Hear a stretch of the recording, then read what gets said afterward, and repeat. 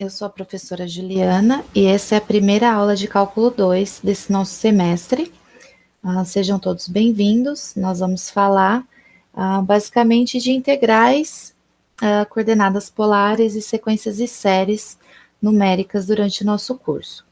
Bom, o primeiro objetivo que nós vamos ter aqui vai ser estudar integrais, né? Ou primitivas, né? Que também tem esse nome. Só que antes de falar de primitivas, nós vamos construir desde o começo fazer essa construção até chegar nessas primitivas. Então, o que eu estou falando para vocês? Estou falando que a motivação de nós termos as primitivas, né? A motivação foi a busca de generalização de cálculo de áreas. O que a professora está querendo dizer com isso? Bom, a gente sabe, né? Durante até o ensino fundamental e médio, nós aprendemos a calcular a área do quadrado, né? Que é lado vezes lado, né? Temos a área do retângulo, conhecidas, né? Que é lado vezes lado também, só que é base vezes altura, né? Depois nós temos o triângulo, nós temos o trapézio,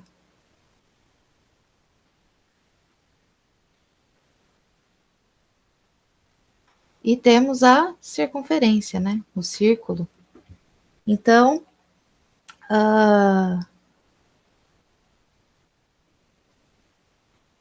nós temos conhecidas essas áreas, né? Mas eu tenho uma pergunta para vocês. Se eu pego uma função, né, definida no intervalo AB, que é um subconjunto dos reais, em R, uma função contínua, então, sem perda de generalidade, assume que dentro do AB essa função seja essa aqui. Aqui o A, aqui o B. E eu falo para vocês considerarem a região delimitada pela função dentro desse intervalo AB. E eu vou chamar essa região de A. Tá? A minha pergunta para vocês é: como que eu calculo a área da região A? Bom, ela é diferente de todas as áreas que nós temos conhecidas até hoje, que eu coloquei ali em cima para vocês, né?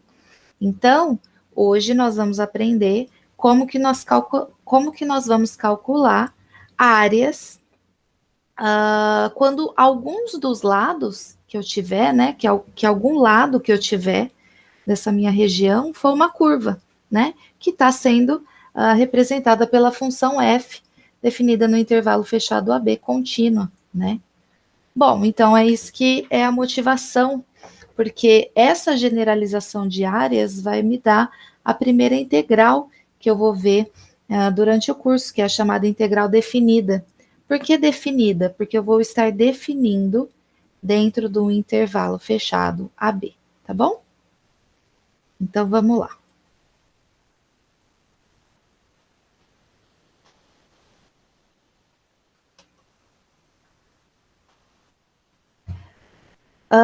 Então, antes de eu fazer a generalização para uma função qualquer, como eu falei aqui para vocês, eu vou pegar a função definida no intervalo fechado 0,1 nos reais, definida como f de x igual a x quadrado, que é a parábola, né? Na verdade, um pedacinho da parábola, porque a parábola está definida em toda a reta, certo? Bom, então, é esse pedacinho como mostra a figura aqui.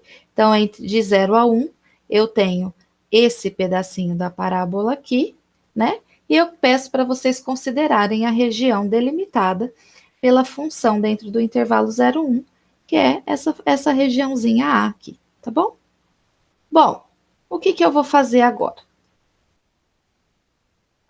Eu quero encontrar a área dessa região. Nós vamos construir uma ideia. A ideia é fazer aproximação via áreas de figuras que nós já temos conhecidas na nossa biografia, né? Na nossa bibliografia. Que aqui, por exemplo, por triângulos não, né? Retângulos. Retângulos. Que eu vou fazer a primeira aproximação por retângulos. Então, eu vou construir esses retângulozinhos aqui, que vocês estão vendo, e vou fazer a aproximação da área da região que eu quero, que é essa região A, que está aqui, né? Delimitada pela função f, que é a função f de x igual a x quadrado, tá? Então, por que eu estou falando região aproximada? Porque ao calcular esses retângulozinhos aqui, ao construir esses retângulos, que eu vou chamar de retângulos superiores, porque eles ultrapassam a F, tá? O gráfico da F. Tá, ó, tá vendo? Eles ultrapassam. Se você somar esses retângulozinhos aqui, a soma desses retângulos, a área, né, vai ser maior que a área da região que a gente quer, que a gente está chamando de A aqui, né? Ou seja, é uma aproximação. Bom, vamos entender com valores e depois nós vamos fazer a generalização. Então, aqui são retângulos. Corrijam nas notas, por gentileza, viu, pessoal? Bom, então eu vou falar para vocês pegarem o intervalo 0, 1 e, por exemplo, dividir em 5 partes iguais, tá? 5 partes iguais. Então, vou chamar o 0 de x0, vou chamar x1, x2, x3, x4 e x5, dividindo o meu intervalo em 5 subintervalos diferentes, tá? Bom, como que eu sei? E eu estou supondo que eu estou dividindo em 5 partes iguais. Professora, poderia dividir em pedacinhos diferentes? Poderia, mas ia te dar ia dar um pouquinho mais de trabalho para a gente na hora de escrever a soma, tá bom?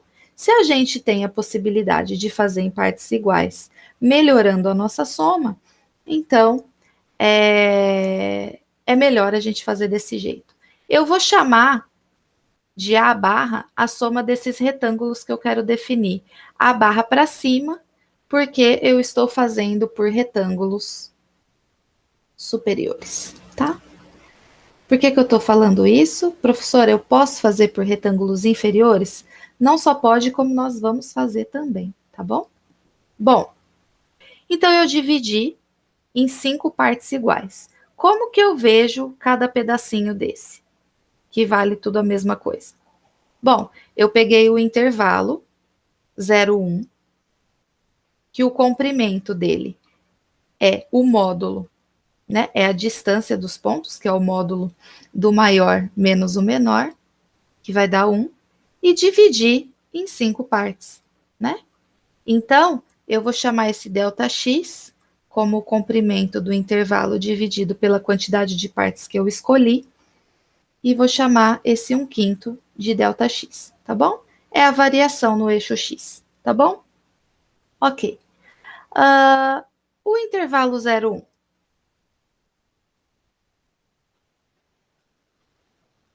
Um, dois, três, quatro, cinco. Como descobrir quem são esses pontos? X0, vou chamar o último ponto do último ponto do intervalo, tá? O maior extremo. Como que eu sei quem são esses pontos aqui? Bom, agora que eu sei que cada pedacinho vale 1/5, né? Que eles são partes iguais, eu suponho que eu estou aqui, e para eu chegar nesse ponto, eu tenho que dar um passo de comprimento 1/5. Então, eu andei 0 mais 1/5, que vai dar 1/5. Então, o x1 é 1/5. Bom, esse ponto aqui é 1/5. Para chegar nesse aqui, eu posso ir de duas formas, ou ir pelo x0, que é x0, o x2 vai ser 0 mais x1 mais 1/5, Ou eu posso sair do 1/5, que eu já sei, que é o x1, e andar mais 1/5, porque eu sei que esse pedaço também vale 1/5. Então, andei do 1/5, andei mais 1/5, 2/5. E assim por diante. Esse aqui vai ser o 3/5, 4/5, e esse o 5/5, que é o próprio 1, que é o extremo do intervalo, tá bom? Bom, gente, eu vou fazer essa soma por retângulos superiores. Então, esses pontinhos aqui,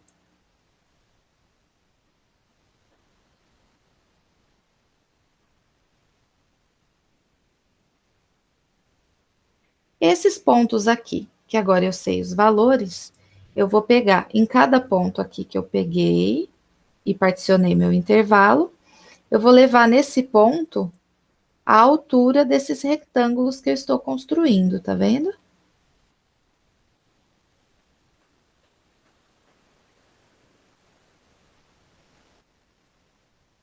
E vou construindo esses retângulos, tá?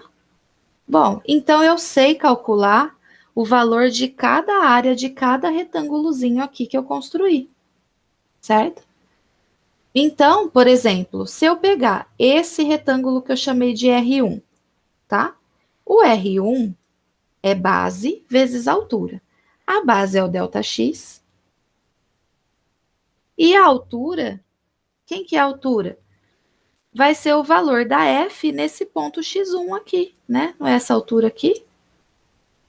Esse retângulo é o F de X1, certo? Se você olhar para o R2, ele vai ser base, que é ΔX também, porque todo pedacinho vale ΔX igual, 1/5, vezes a altura, e a altura aqui para o retângulo superior, ele é a F do X2, e assim por diante. Então, na hora que eu somo todos esses retângulos, eu vou calcular a área de A barra, que é a soma desses retângulos, tá? E note que, como tem esses pedacinhos aqui,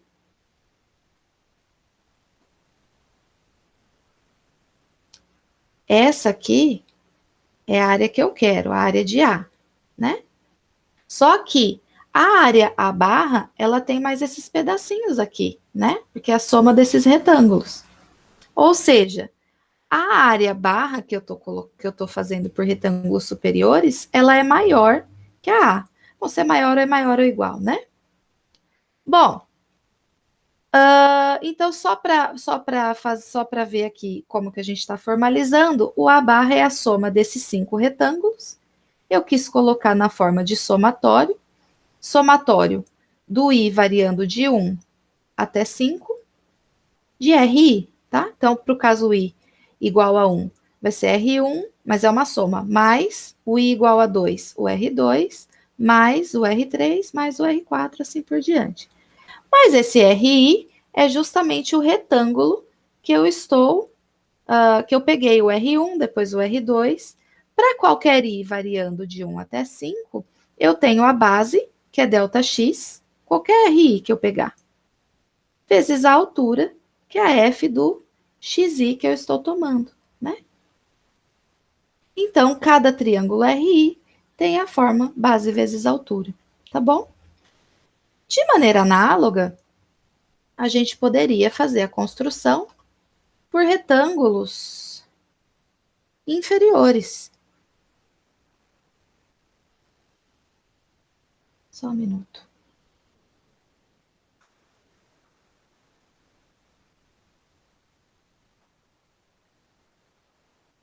Por retângulos inferiores, tá? A prof de novo invocou que é triângulo aqui. Faz favor corrigir, tá?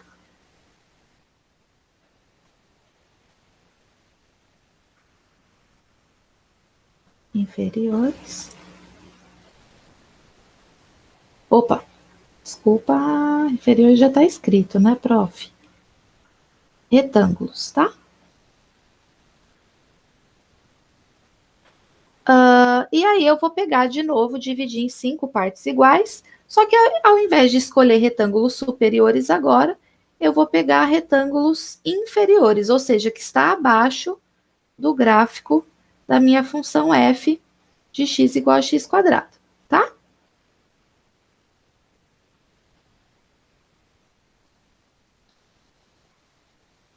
Bom, então eu tenho esse primeiro retângulo aqui, a altura dele é zero, tá vendo? Então vai ser um retângulo de altura zero, que é zero, mas tudo bem, deixa ele aí, né? Chama ele de R0. Quando eu vou construir os retângulos inferiores, os pontos que eu tô pegando é esse retângulo aqui, a altura dele é a do x1, né? Agora a altura do R2 é o x2 e assim por diante. Então eu tenho esses retângulozinhos. E aí eu tô chamando de A barra para baixo, porque eu tô fazendo por retângulos inferiores, tá bom? O ΔX continua 1/5. Vou somar esses retângulos. Eles têm a mesma fórmula. Opa, o que é esse X aqui? Ah, isso aqui é um vezes. Eu tinha colocado vezes, mas é horrível, parece um X. Vezes, tá bom? Altura vezes base, tá? E se você somar a área de todos esses retângulos, você vai ver que essa área é menor que a área da região que a gente quer, porque está faltando esses pedacinhos aqui, né? Certo? Então, pelas duas construções, eu tenho que a área que a gente quer da região, ela vai estar entre a soma inferior e a soma dos retângulos superiores, tá bom? Então, a gente vai fazer agora, só antes de começar de maneira mais geral, eu peguei de 0 a 1.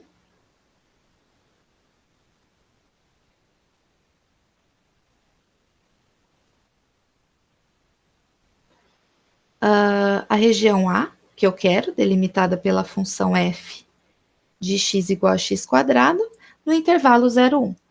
Bom, observem o seguinte, vamos dividir agora em mais pedacinhos que 5 partes iguais, tá? 1, 2, 3, 4, 5, 6, 7. Vou fazer mais. Vou fazer 14. E vou fazer por retângulo superior, tá? Nota que na hora que eu pegar os retângulos superiores e somar,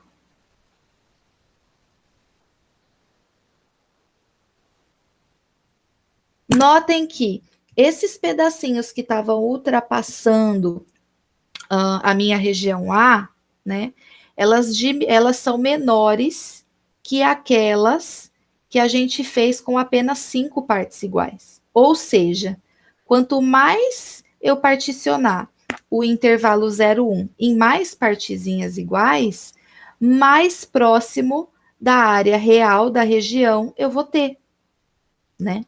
Então, qual que é a nossa ideia para fazer o geral? É pegar um intervalo AB qualquer e dividir no máximo de subintervalos possível. Só que o intervalo AB, ele é infinito, tem infinitos números. Então você fala assim, professor, então se eu dividisse, pegasse infinitos pontos ali para fazer infinitos retângulos, eu chegaria na área. Isso mesmo, você está correto. Qual é o problema? Eu escrever os infinitos retângulos. Eu não consigo, né? A gente ia ficar o resto da vida e as próximas encarnações, para quem acredita nisso, fazendo retângulo, né? Porém, a gente tem uma coisa muito famosa que nós aprendemos em cálculo 1, que chama-se limite, né? Então, se eu pegar, dividir o meu intervalo em n partes iguais e fazer esse n tender a infinito, eu vou ter os infinitos retângulos e eu consigo escrever matematicamente de maneira correta essa nossa ideia, tá? É isso que eu vou fazer aqui. Só que agora eu não vou pegar mais o f de x igual a x quadrado.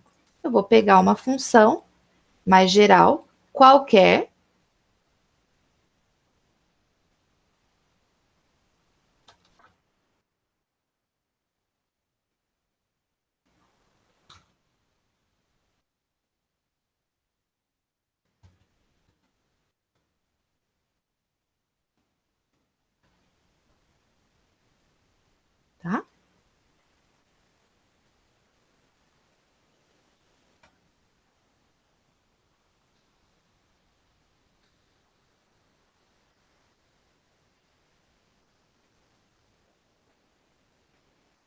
aqui.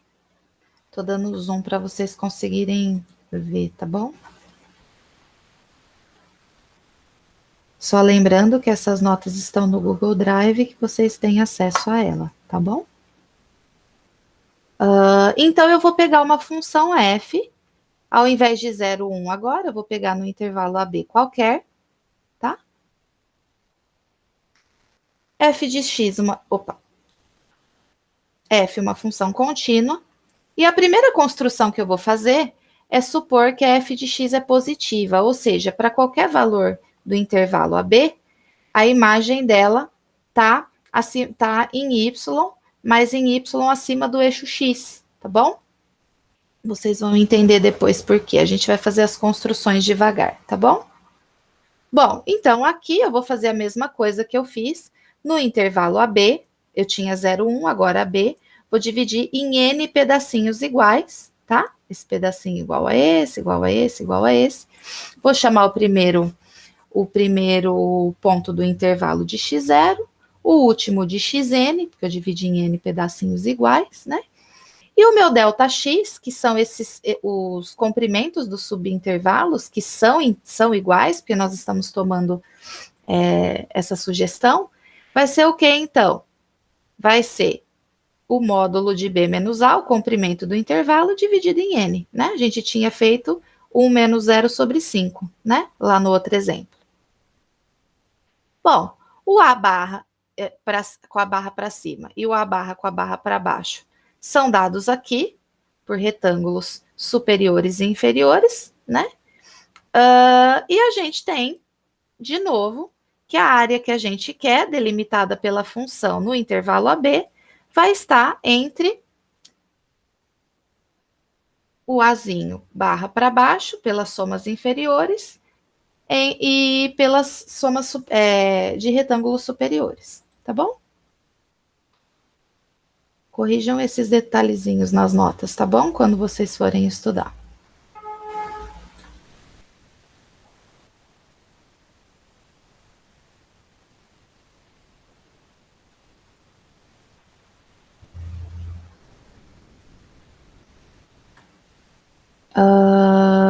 Ok. Então, essa primeira parte foi naquele exemplo do f de x igual a x quadrado, que eu falei para vocês que se eu dividisse em mais pedacinhos, a área, o erro, né, da soma da área ia diminuir, que era a ideia do limite tender a infinito para a gente, né? Então, se eu pegar agora essa função, né, assumindo positiva, né? Quanto mais particionarmos o intervalo AB, mais perto da área da região real que eu quero, nós vamos chegar. Então, se eu escrever isso em matematiquês, quanto maior o valor de n, mais perto da região. Não é fofinho?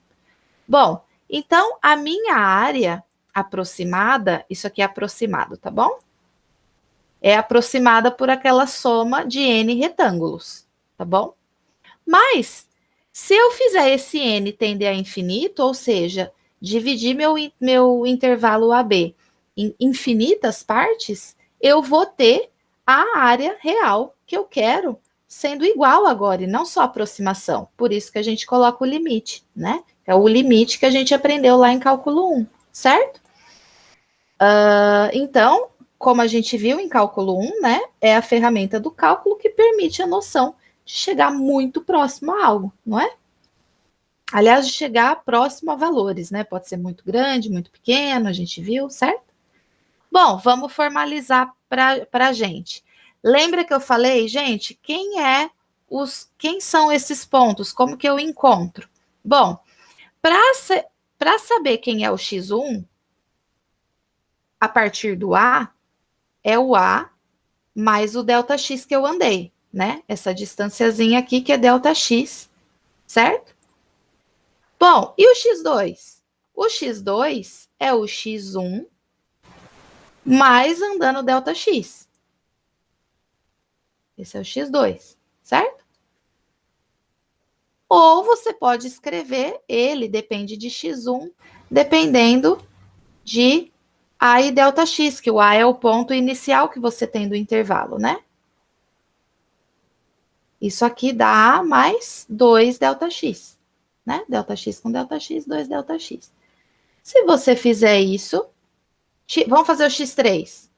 O X3 é o próximo. Vai ser o X2 mais ΔX, né? Que eu tô para chegar no X3 do X2, eu tô no X2, saio no X2 e ando ΔX. Ou você sabe que o X2 vale A mais 2 ΔX e mais esse ΔX. Então fica A mais 3 ΔX. Olha só, X3, A mais 3 ΔX. O X2, A mais 2 ΔX. O X1, A mais 1 ΔX. Ou seja, o XI é A mais I ΔX, tá? Por isso vem essa fórmula aqui. E o ΔX sendo o comprimento do intervalo em módulo sobre N, tá? Por que eu não coloquei aqui em módulo? Porque como eu estou considerando a função positiva no intervalo AB, onde o B e o A são positivos, isso aqui sempre vai ser positivo, né? B menos A, tá bom? Mas vocês podem colocar o módulo também, tá bom? Por que a gente está assumindo a função positiva também na construção? Porque nós estamos generalizando cálculo de áreas. E não existe área negativa, né, gente? Existe só área positiva. Por isso que eu tomei a minha função positiva. Então, agora, para qualquer função positiva que eu tenho, eu consegui essa formulazinha bonita.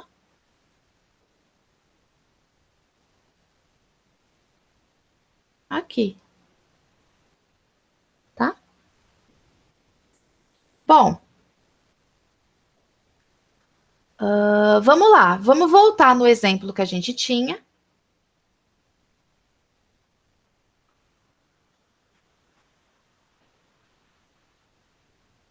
Tá? E vamos calcular a área real dele agora.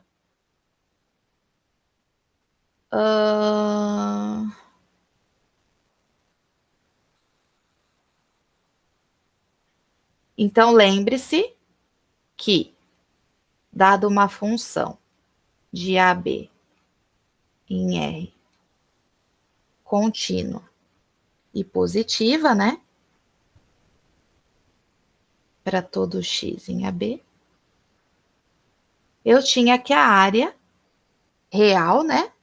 Era limite de n tendendo em infinito da soma daqueles retângulos, ou seja, tô somando infinitos retângulos. Tá bom? E esse n é dividir em infinitos pedacinhos. Tudo bem, gente? Para o nosso exemplo anterior, onde a função era de 0 a 1, do intervalo 0, 1 nos reais, dada por f de x igual a x quadrado, essa função em 0, 1, a parábola é positiva, né? É esse pedacinho aqui, né? E eu quero essa área aqui. Bom, eu particionei em n pedacinhos e já fui direto no retângulo RI da fórmula, tá? Esse retângulo RI da fórmula, tá? Quem que é esse aqui por retângulos superiores? É a base, que é ΔX, que a gente sabe que é módulo, que é o comprimento do intervalo sobre N, né? Tá aqui. Por aquela dedução dos passinhos, a gente descobre cada pontinho, né? Então, o xi eu encontro que é I sobre N. E a função é f de x igual a x quadrado. Então, na hora que eu pego na fórmula, eu já vou substituir limite de n tendendo a infinito, da soma de i variando de 1 até n, de f de xi, vezes o ΔX. Quem é o ΔX? É 1 sobre n, né? Que é o comprimento do intervalo sobre n pedacinhos, que eu dividi. Quem é o f de xi, gente? Se a f de x eu levo no x quadrado, o f de xi eu levo no xi ao quadrado, né? Mas aí eu vou calcular esse cara. Bom, antes de calcular esse cara, eu quero que vocês notem uma coisa. Essa soma, ela depende de i, né? Ela varia em i. I variando de 1 até n. Ela não depende do n, ela vai até n, mas ela depende do i. Então, esse cara funciona como uma constante dentro da soma. Então, ela pode sair para fora da soma. Cuidado que ela sai para fora da soma e não do limite, porque o limite depende de n e esse cara aqui depende de n. Então, não posso colocar para fora, tá? Mas eu posso colocar para fora da soma e não do limite. Foi isso que eu fiz. Esse cara aqui, essa estrelinha, agora a gente vai calcular quem é. Quem é meu xi? O meu xi eu já tinha calculado que era i sobre n, né? Então, f de i sobre n. Então, se o xi vale i sobre n, então eu estou levando para o i sobre n ao quadrado, tá? Por isso esse aqui. Bom, vou abrir essa soma. Eu não tinha pegado os retângulos e fechado numa soma, agora eu vou abrir ele de novo. Para i igual a 1, é 1 sobre n ao quadrado. Para i igual a 2, 2 sobre n ao quadrado, até n, n sobre n ao quadrado, que isso aqui é 1 ao quadrado, né? Certo? Ok, só que ao invés de colocar 1 ao quadrado, eu vou deixar assim. Por quê? Porque a gente vai perceber que aqui vai ficar 1 sobre n quadrado, mais 2 ao quadrado sobre n quadrado, mais n quadrado sobre n quadrado. Note que todos os termos estão multiplicados por 1 sobre n quadrado, então eu coloquei ele em evidência, tá? E aqui sobrou esse termo. Se você fizer a distributiva, você vai ver que você vai voltar no anterior. Então, tá tudo correto, tá bom? Bom, gente, aqui tem uma observação. Tem uma disciplina da matemática que chama Fundamentos de Matemática Elementar, que a gente aprende uma metodologia de encontrar algumas fórmulas, quando essas fórmulas dependem de números naturais, que se chama princípio de indução finita. E nem todos vocês viram isso. Então, eu não acho justo cobrar isso de vocês. Essa formulinha aqui, ela é encontrada. 1 e 1 quadrado é a mesma coisa, né? Isso daqui, a gente encontra, e como eu prometi para vocês, depois eu vou mandar um PDF, por questão só de curiosidade mesmo, de por que essa soma finita dá esse valor aqui, tá? Tanto que no começo dessa aula tinha uma estrelinha aqui no canto superior com algumas formulinhas. Essas formulinhas, quando elas aparecerem para vocês, vocês já vão poder usar direto, tá bom? Não vão precisar provar para mim. Se vocês quiserem mais detalhes sobre elas, vocês entrem no livro do James para olhar, tá bom? Bom, esse pedacinho aqui, como eu disse para vocês, é esse aqui. Então, eu tenho 1 sobre n quadrado aqui, e esse aqui, pelo princípio de indução finita, é essa fórmula aqui, tá bom? E aí, para finalizar, então, aquele lá era o cálculo daquela sominha, né? Esse aqui, ó. Vocês que estão com as notas aí, esse cara aqui era a soma de f de xi, delta x, e de 1 até n, né? Que a gente encontrou isso aqui. Só que eu tinha tudo isso, né? Então, limite, aquele 1 sobre n que eu já tinha jogado para fora da soma, e a soma que me deu isso aqui que a gente estava calculando. Esses dois carinhas aqui, 1 sobre n vezes 1 sobre n quadrado, dá 1 sobre n ao cubo. E esse aqui eu multipliquei aqui, ó, fiz a distributiva, ficou n quadrado mais n, copiei esse daqui sobre 6, tá? Bom, aí eu apliquei a distributiva aqui de novo, aqui deu 2n ao cubo, arrumei tudo certinho, já deu essa expressão aqui sobre 6, tá bom? Bom, eu tenho n ao cubo embaixo, eu tenho n ao cubo em cima, vou colocar n ao cubo em evidência aqui, né? Vai dar 2 mais 3 sobre n, mais 1 sobre n quadrado, né? Sobre 6. Esse n ao cubo que eu coloquei em evidência vai cancelar com esse n ao cubo. E fazendo o limite de n tendendo a infinito, quando n tende a infinito de 3 sobre n, isso daqui converge para zero esse pedacinho. Porque o n está crescendo, então o 3 está sendo dividido por um número muito grande. Assim como esse daqui também está convergindo para zero pelo mesmo motivo. Então, esse limite está indo para 2 sobre 6, que é 1/3, certo? Então, eu consigo calcular. Essa soma aqui, gente, ela tem um nome especial, ela tem um nome chamado soma de Riemann, tá? por razões óbvias, que foi o Riemann que fez essa construção, tá bom? Que construção, professora? De achar a área de uma região delimitada por uma função dentro de um intervalo, através de aproximações por retângulos. Só que aqui, com o limite com o limite tendendo, com n tendendo a infinito, eu estou fazendo aproximação por infinitos retângulos que está chegando mais perto da área real, tá bom? Ok, vamos lá pegar a outra aula.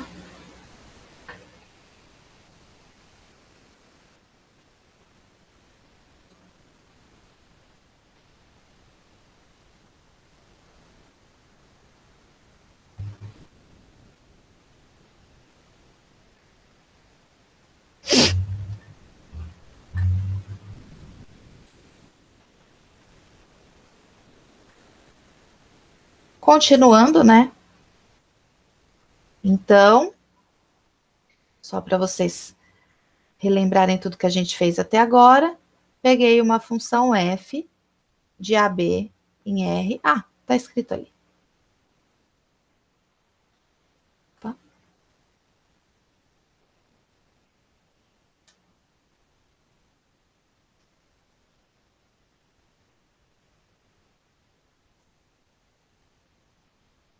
De AB em R contínua e positiva, né? O f de x era maior ou igual que zero aqui. Aí a gente tinha o cálculo com essa soma e essas formulazinhas aqui, certo? Bom, aí o James vai falar sobre isso aqui é só uma questão de cultura, tá bom? Pergunta que vocês poderiam fazer para mim. Professora, eu tenho que dividir o intervalo AB sempre em partes iguais? Não, eu poderia escolher N pontos ali dentro. Só que na hora de eu fazer essa soma aqui, ia dar um pouquinho mais de trabalho para a gente escrever, porque esse ΔX ele ia ficar variando, né? Mas não tinha problema nenhum. A gente viu que a partir de N escolhas que a gente tinha feito, né, para dividir esse intervalo, quanto maior esse N, a aproximação da área por retângulos superiores ou pela inferior ia chegar mais perto da área que a gente queria, né, do cálculo da área da região real delimitada pela função contínua. Mas aí eu falei para vocês, se a gente pegasse, particionasse a partir desses N, fizesse mais partições, escolher pontos ali no meio desses subintervalos, eu ia melhorar a minha aproximação. Tem uma aproximação especial que entre dois pontos x1 e x2, ao invés de eu escolher qualquer ponto, eu escolho o ponto médio entre esses subintervalos, tá? E aí eu reescrevo essa minha soma de maneira totalmente análoga, só que o James, ele quis dar uma seção especial para essa construção, chamada de regra do ponto médio, tá? Então, é quando você escolhe N pontos, e depois você reparticiona esses subintervalos no ponto médio desses subintervalos, tá bom? O que é subintervalo? Se AB é um intervalo, e eu dividi em N pedacinhos, cada pedacinho vai me dar um intervalo menor. Um intervalo menor dentro de um grandão, eu estou chamando de subintervalo, tá bom? Então, x1, x2, x3, taranã, xn. E esse x0. Então, se eu dividir, na hora que eu reparticionar meu intervalo, mas particularmente nos pontos médios deles, dividir o ΔX em 2, então eu vou chamar de regra do ponto médio, só porque eu estou pegando o ponto médio dos intervalos, tá bom? Só uma questão de culturinha mesmo. Não vamos ficar perdendo tempo. Eita, peraí.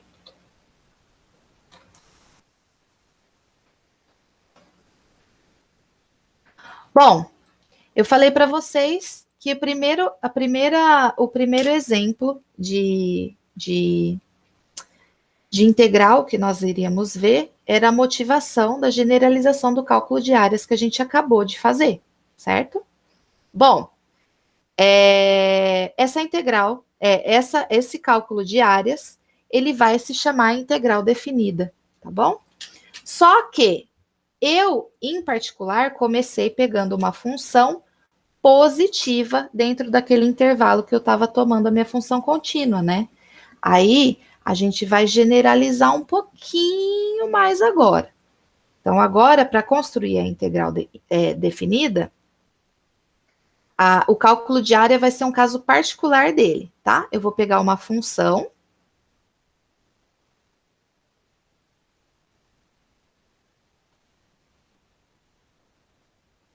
f de AB agora, em R contínua, e não vou mais pedir que ela seja positiva, tá bom? Vou pegar uma normal. Então, essa função, gente, vamos estender agora esse conceito, né? Ao invés de positiva agora, vou pegar uma função que também admite para alguns valores dentro do intervalo AB, ela admite valores negativos, ou seja, eu estou dentro do intervalo AB, tá? Mas para alguns valores ela admite imagem positiva e para alguns valores aqui ela admite imagem negativa. Então eu vou ter esse pedaço e esse pedacinho aqui, né? Então eu vou falar para vocês, encontre agora a área dessa região, né? Bom, em símbolos, essa função contínua é não necessariamente positiva, justamente por esse pedaço aqui, tá? Mas a construção vai ser a mesma, tá? Eu vou dividir o intervalo AB em pedacinhos iguais, para a nossa soma de Riemann ficar mais tranquila de escrever o ΔX fixado, né? Valendo o mesmo valor, né? E eu vou definir a integral definida como sendo a integral, gente, a notação dela é essa cobrinha. Definida porque eu estou definindo dentro do intervalo AB, tá? Então, vai do A, que é o menor número do intervalo, até B, tá? Da função. Por que esse dx, professora? Esse dx significa que nós estamos fazendo a variação, a taxa de variação em x. Lembra a taxa de variação lá do cálculo 1 que a gente viu? Pois é, a gente está usando aqui também. Então, estou dividindo em n partes iguais e estou definindo para vocês a integral definida como esse limite da soma de Riemann de n tendendo ao infinito daquela soma daqueles retângulos que a gente já está careca de saber agora, tá? Tudo bem? Onde o xi é a mesma coisa para eu encontrar. Eu saio do A e ando I vezes o ΔX, porque os ΔX valem, é um valor fixado, né? Porque eu estou dividindo o meu intervalo em subintervalos que têm comprimentos iguais, tá? Bom, aparentemente, a gente não mudou nada da fórmula, né? Mas a gente tem que tomar um cuidadinho agora, por quê? Porque agora a minha função nem sempre é totalmente positiva, ou eu poderia pegar uma função totalmente negativa, ou seja, que a imagem dela desce toda situada abaixo do eixo X. Opa, desculpa, gente. Deixa eu aumentar por aqui que é melhor. Tá? Bom, e aí eu vou definir, eu vou chamar, ó, esse cara aqui.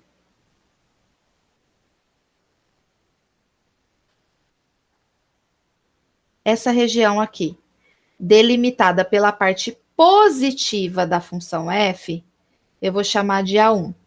E vou chamar essa região delimitada pela função na parte do intervalo, que a imagem dá tudo negativo, de A2 til, tá bom? E aí, eu vou definir a integral. Opa.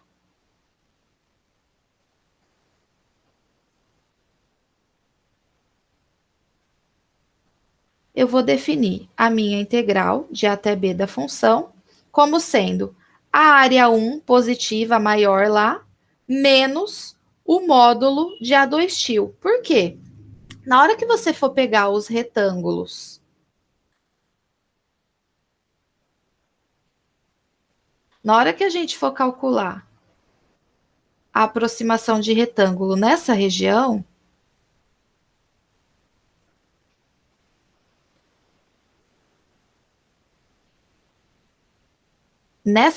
aqui, por exemplo, ó, pegar retângulos superiores, né? Ultrapassando o gráfico aqui, né? Na hora que eu vou calcular essa região, ó, as alturas, gente, são negativas, né? Porque estão na imagem. Então, essa região aqui, ela vai ser soma de retângulos cuja altura dá negativo. É por isso que eu joguei o módulo do A2 e depois a gente subtrai a parte positiva da parte negativa em módulo, tá bom?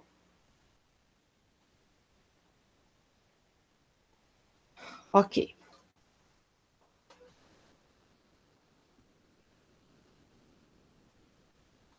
Então, vamos estender a fórmula? Vamos entender por que que é isso aqui? Vamos lá. Então, ó, eu tenho a minha função f contínua no intervalo AB, que é o B, aqui é o A, tá? Particionei em N partes iguais, tá bom?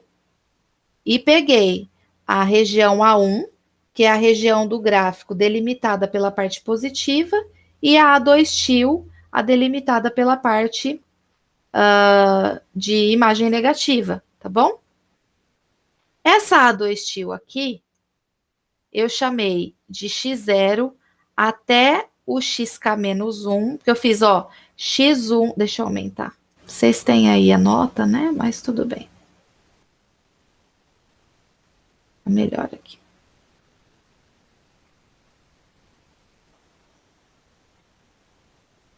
Ó, então, aqui eu tenho A, aqui eu tenho B, tá? Dividi em N partes iguais, então, ó, x0, x1, aí, tananana, xi, xi menos 1, xi mais 1. Esse carinha aqui eu chamei de xk menos 1, né? Depois tem xk mais 1 até xn, tá, gente? E aí, eu peguei o A2 til como sendo a soma dos retângulos superiores, né? Mas que eles têm altura negativa aqui, f de x e delta x, de 0 até k menos 1, tá? De 0 até k menos 1. E calculei essa região, que na verdade, esses caras aqui, as alturas, elas são negativas. Então, a gente pegou, é a mesma coisa que a gente pegar esse... Eita! Como eu já coloquei esse menos aqui, que é mesmo, como ele é negativo em todos, é a mesma coisa que falar que isso aqui está sendo multiplicado por menos 1, né? E esse menos 1 é uma constante dentro da soma. Então, eu posso colocar aqui fora. Só que esse menos 1, ele também não está dependendo do k, ele é uma constante no limite. Lembra que a gente aprendeu que o limite de uma constante f de x, quando x tende em algum lugar, isso é C limite de f de x, com x tendendo àquele lugar, tá? Ou seja, a constante também pode sair para fora do limite, tá bom? Então, por isso que eu coloquei ele aqui. Então, eu fiquei com o menos, com a parte positiva da região A2. E a parte positiva, A2 til. E a parte positiva da região A2 til, eu denotei como módulo da região A2 til, tá? Então, por isso que ficou aí. Esse A1 aqui, o A1 é essa região aqui. Vai ser o limite do K mais 1 até N, né? Porque do K menos 1 é aqui. Esse aqui é o K mais 1. do K mais 1 até o N, eu tenho esses retângulos aqui, né? Que são todos positivos, eu não preciso me preocupar com o sinal. Então, na verdade, a região, né? A região vai ser essa região mais essa daqui, que vai dar essa daqui que a gente tinha definido. Então, vai dar no mesmo. Dá para a gente provar, né? Isso que eu estou falando. Claro que vocês não vão precisar ficar provando. Vocês só não esqueçam que vocês têm que pegar a região positiva e achar a areazinha dela, pegar a região negativa, tirar, considerar ela em módulo, né? Porque você está fazendo aqui o quê, gente? Quando você pega essa região A2, tio, e bota o módulo, ele ficou positivo, ele virou uma área também. Então, eu estou fazendo diferença de áreas. Então, a integral definida, ela não só me dá cálculo de generalização de áreas, ela me dá cálculo de diferença de áreas. E diferença de áreas pode dar negativa também. Cálculo de áreas, sempre positivo. Diferença de áreas, pode dar positivo, mas pode dar negativo também. Como, professora? Se esse cara aqui, na hora que eu calcular e colocar o módulo, ele for maior que o valor de A1, porque na hora que eu tirar ele, ele vai ficar negativo, maior que a parte positiva. Então, eu quero que vocês tomem muito cuidado nessa parte na hora de estudar, tá? Quando a função for totalmente positiva, a integral definida vai ser cálculo de áreas. Quando a função admite valores positivos e valores negativos, ele vai me dar diferença de áreas. Então, pode dar tanto positivo quanto pode dar negativo, tá bom? Cálculo de áreas, o valor da soma de Riemann, ou da integral definida, né? Sempre positiva. Diferença de áreas pode dar positiva ou pode dar negativa, tá?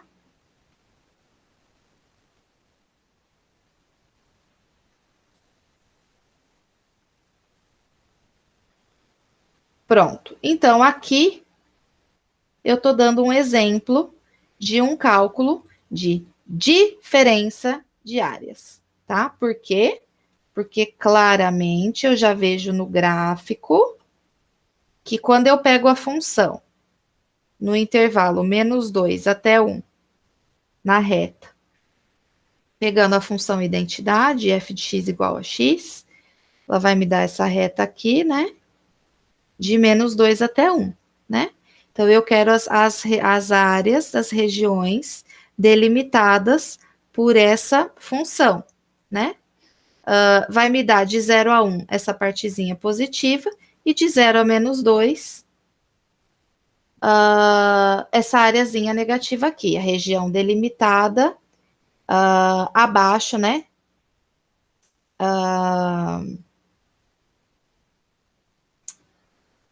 Abaixo do gráfico, em 0, 1. E aqui, né, como tá negativo, vai dar acima, tá? Essas regiõezinhas aqui. Bom, a gente tem pela fórmula essa daqui. Essa aqui eu chamei de A2, ou podia ser o A2 tio, né, mas eu chamei de A2 agora. E essa aqui é A1. A1 eu já sei que é positiva. A2 é negativa, tá? Professora, pergunta aqui. São dois triângulos, né? Triângulo, a gente sabe a fórmula. A gente não precisa, por exemplo, achar com soma de Riemann. Foi o que eu fiz aqui. Esse A1 é essa região aqui desse triângulo, que eu tenho esse triângulo aqui, ó. 0, 1, né?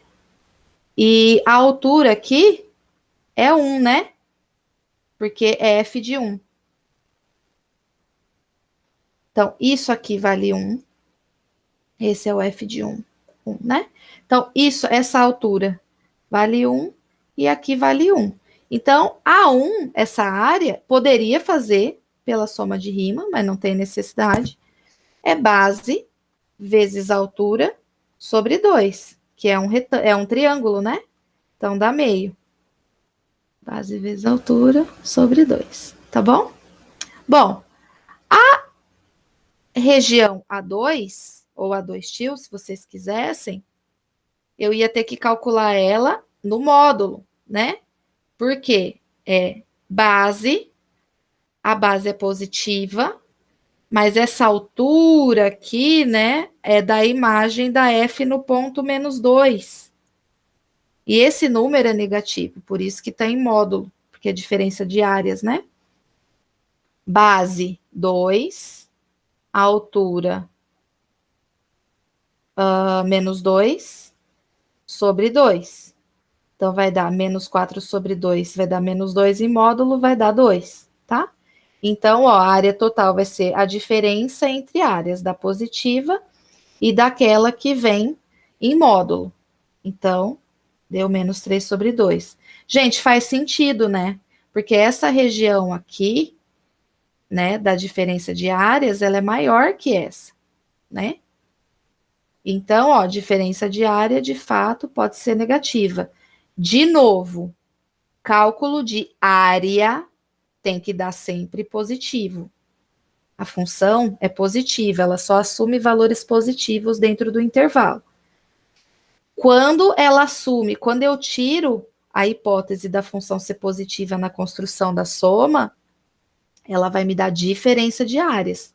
Se essa área aqui fosse maior, ela ia ser positiva, mas nesse caso aqui não, tá?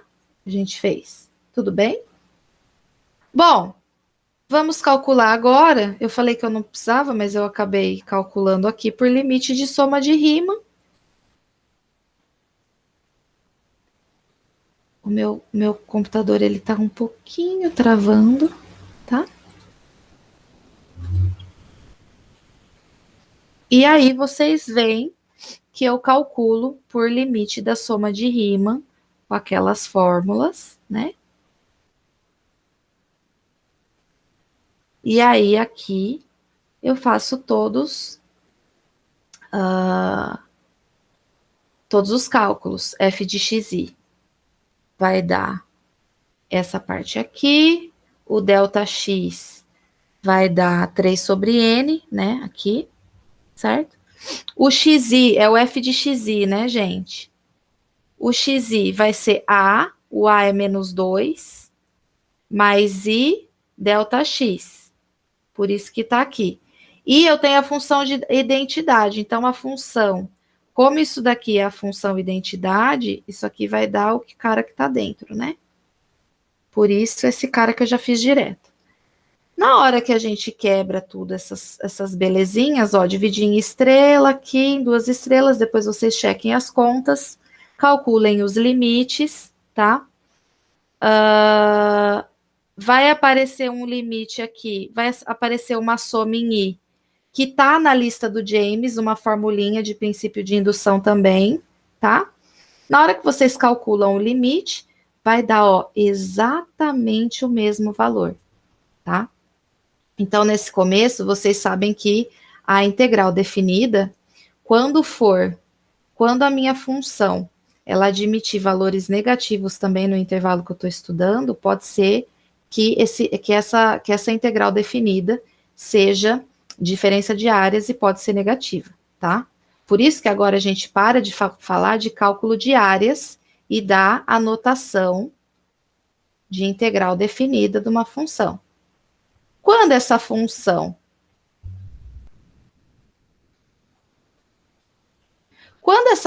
for positiva, em particular, a parte negativa dela some, é zero, porque admite só partes positivas.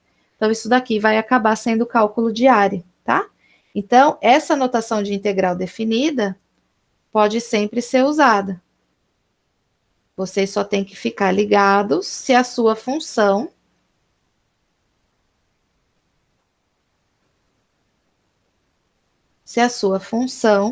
ela admite valores positivos e negativos também, tá? Então, se for só valores positivos da cálculo de áreas, se ela tiver valores negativos também, então vai depender do tamanho dos pedaços que você vai separar, né? Se o pedaço maior for negativo, ela vai dar negativa.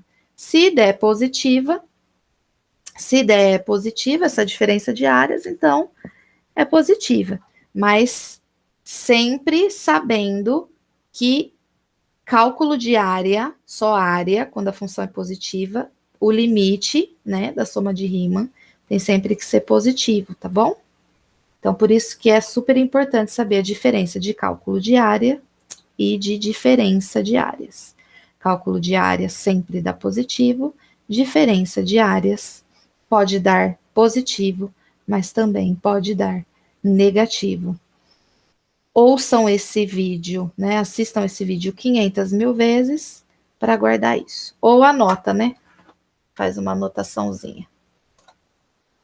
Bom, eu quero agora, então vou denotar, né? Aquele limite da soma de Riemann por integral de A até B da função variando em x, como sendo aquele limite.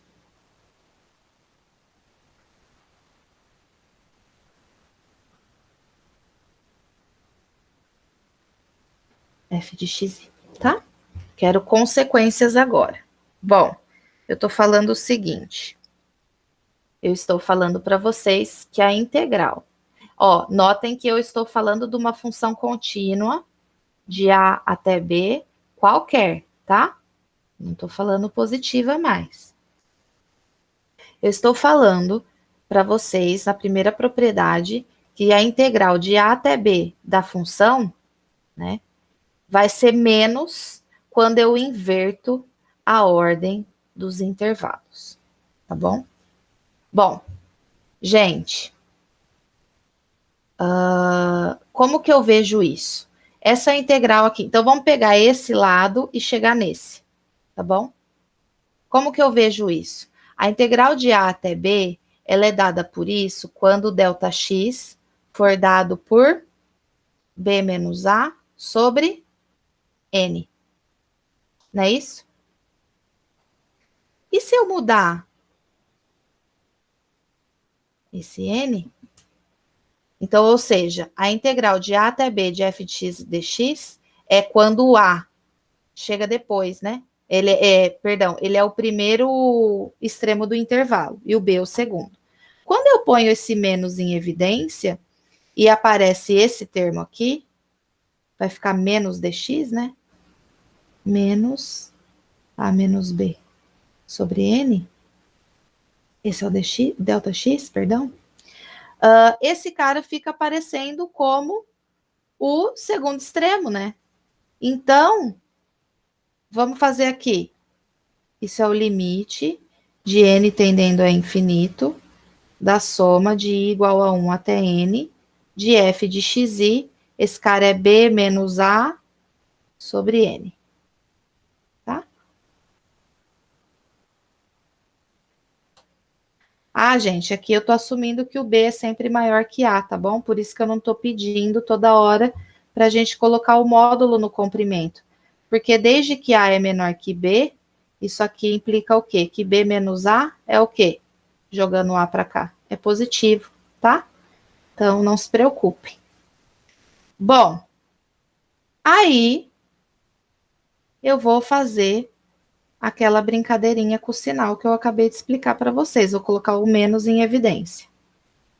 Menos a menos b sobre n. Tá multiplicando, né? Como se estivesse multiplicando menos 1 aqui. Esse cara é uma constante, tanto para a soma quanto para o limite. Então, eu posso tirar esse sinal para cá.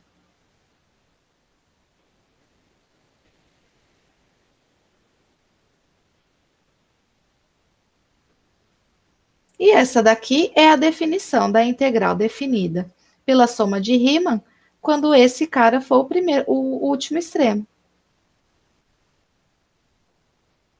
Com o sinal. Então, a gente saiu dessa primeira parte e chegou em menos e chegou na segunda parte, tá bom? Se vocês fizerem e aplicarem para todas essas outras aqui, eu vou deixar alguns de exercício para vocês tirem dúvidas comigo ou com os monitores, vocês podem checar todas as outras. E quem sabe vai ter uma na prova de vocês, né? Então é bom vocês checarem mesmo, tá?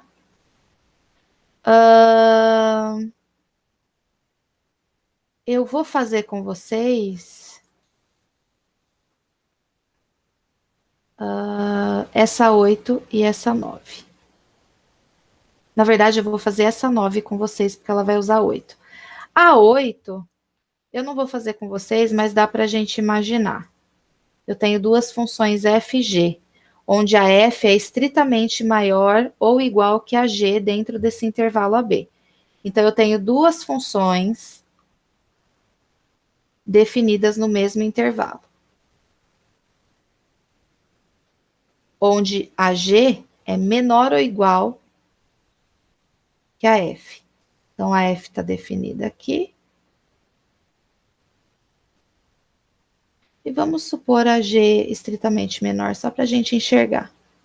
Essa é a f e essa é a g. A g, todos os valores dela, a imagem dela está dando menor que a da f, tá? Bom, vamos assumir a f, só para a gente enxergar, a f e a g tudo positiva, tá? Que vai ser cálculo de área. Então, a integral definida de g vai ser a região delimitada pela função g dentro do intervalo AB, essa região aqui, certo? Então, esse A vai ser a integral de A até B de g de x dx. A f, a integral dela vai ser a região delimitada por f em AB. Vai ser esse Bzão aqui, né? Então, claramente, já dá para a gente ver que essa área B, ela é maior que essa areazinha A, né? Então, essa daqui vai ser menor ou igual que a integral de A até B da f x dx, que é esse B aí que a gente fez, que é o que está dando aqui, né? Claro que quando as funções admitirem valores negativos também, a gente consegue provar a mesma coisa. Vou deixar vocês verificarem pelo limite da soma de Riemann, tá? F de x igual a 1 até n, tá? Bom, agora eu quero provar para vocês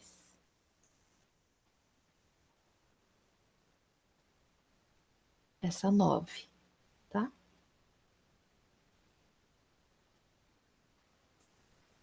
Eu quero mostrar que se existir, se a minha função for limitada entre um eminho e um emão, para todo x dentro do intervalo AB, então isso aqui vale.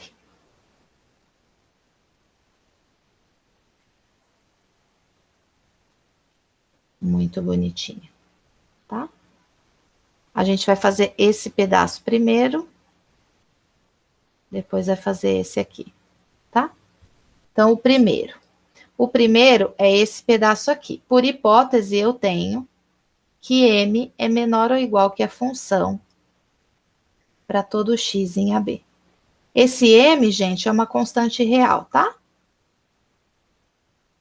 E esse emão também.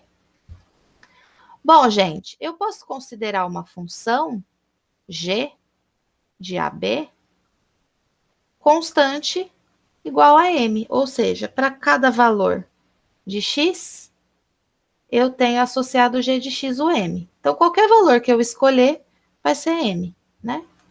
O que é isso aqui?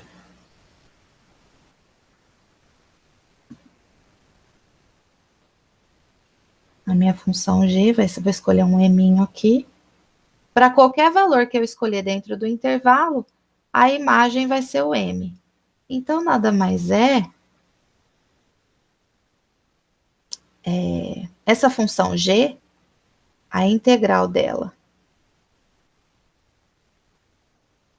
vai ser o cálculo da área dessa região, que é um retângulo de base, comprimento do intervalo AB e altura m, né? Certo? Bom, eu já fiz um pedaço aqui. Se eu fizer isso, gente, e pegar uma função f maior que ela, eu posso aplicar o item 8. Se eu tiver uma função g que é menor ou igual que f de x, para todo x em AB,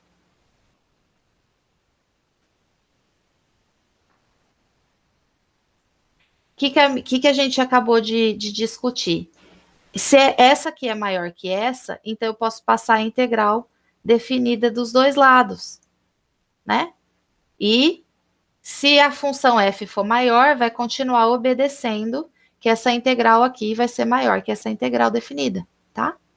Bom, então, eu vou fazer assim. Pelo item 8, a gente tem isso aqui.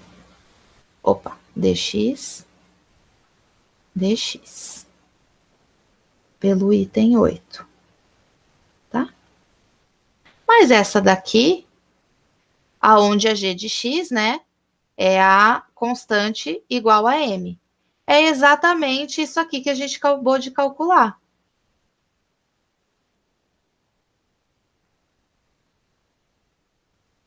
Ou seja, esse primeiro pedaço aqui, tá? De maneira análoga, vocês construam uma função h que dá emão, que é maior sempre que a f. Então, na hora que você usar o item 8 de novo, passar a integral dos dois lados, você vai ter a integral de a até b de f de x dx, obedecendo a desigualdade de m dx. Esse m é uma constante, né? Ou essa função é a função h constante igual a m, que agora vocês podem pegar o m aqui, vai ficar h de x, emão b menos a.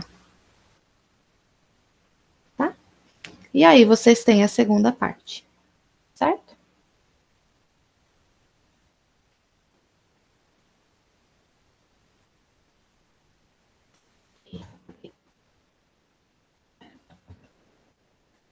Só essa parte aqui. Bom, eu quero que vocês olhem no livro do James, o exemplo 4, item A, da página 338. E eu quero que vocês façam para me entregar no dia da prova o exercício 24 da página 332, da edição 8 do James, tá? Se vocês precisarem, me avisa que eu tiro uma foto do exercício e mando para vocês.